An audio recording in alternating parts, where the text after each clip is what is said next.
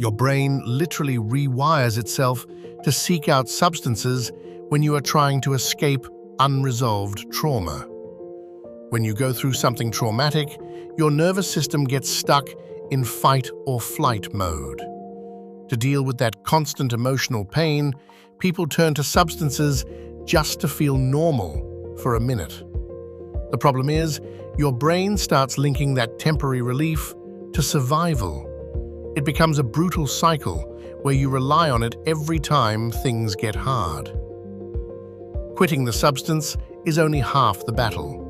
Real recovery means actually healing the trauma underneath it all. You have to teach your brain new ways to cope with stress so you do not need an escape route anymore. Healing the mind is the only way to truly free the body. For more info, visit novararecoverycenter.com.